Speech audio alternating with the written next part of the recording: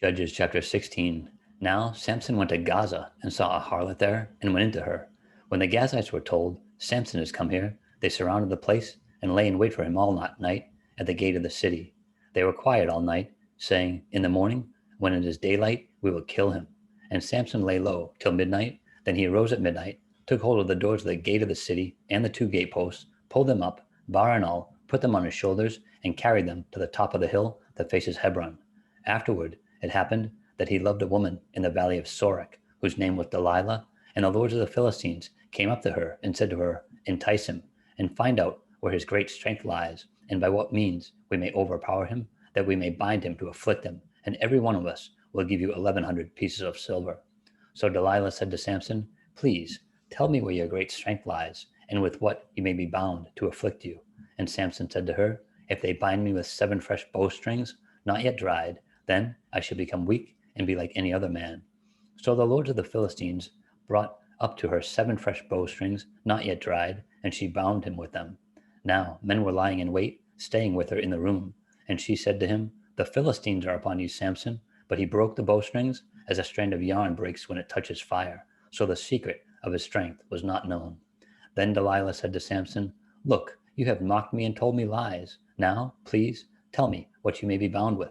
So he said to her, if they bind me securely with new ropes that have never been used, then I shall become weak and be like any other man.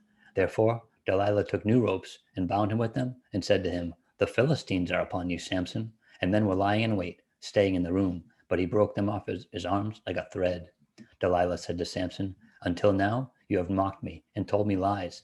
Tell me what you may be bound with. And he said to her, if you weave the 7 locks of my head into the web of the loom. So she wove it tightly with the batten of the loom and said to him, the Philistines are upon you, Samson. But he awoke from his sleep and pulled out the batten and the web from the loom. Then she said to him, how can you say I love you when your heart is not with me?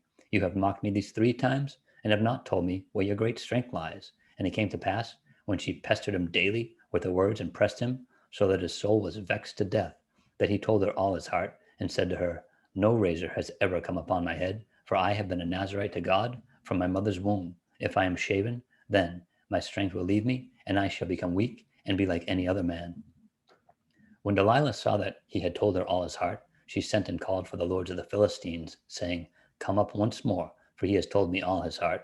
So the lords of the Philistines came up to her and brought the money in their hand. Then she lulled him to sleep on her knees and called for a man and had him shave off the 7 locks of his head. Then she began to torment him, and his strength left him. And she said, the Philistines are upon you, Samson. So he awoke from his sleep and said, I will go out as before, as at other times, and shake myself free. But he did not know that the Lord had departed from him. Then the Philistines took him and put out his eyes and brought him down to Gaza. They bound him with bronze fetters and became a grinder in the prison. However, the hair of his head began to grow again after it had been shaven. Now the lords of the Philistines gathered together to offer a great sacrifice to Dagon, their god, and to rejoice. And they said, our God has delivered into our hands Samson, our enemy. When the people saw him, they praised their God, for they said, our God has delivered into our hands our enemy, the destroyer of our land, and the one who multiplied our dead. So it happened, when their hearts were merry, that they said, call for Samson, that he may perform for us. So they called for Samson from the prison, and he performed for them. And they stationed him between the pillars. Then Samson said to the lad who held him by the hand, let me feel the pillars which support the temple, so that I can lean on them. Now the temple was full of men and women. All the lords of the Philistines were there, about 3,000 men and women, on the roof, watching while Samson performed. Then Samson called to the Lord, saying, O Lord God, remember me, I pray. Strengthen me, I pray, just this once, O God, that I may with one blow take vengeance on the Philistines for my 2 eyes. And Samson took hold of the 2 pillars which supported the temple, and he braced himself against them, one on his right and the other on his left. Then Samson said, let me die with the Philistines. And he pushed with all his might, and the temple fell on the lords and all the people who were in it. So the dead that he killed at his death were more than he had killed in his life. And his brothers and all his father's household came down and took him and brought him up and buried him between Zorah and Eshtaol in the tomb of his father Manoah. He had judged Israel 20 years.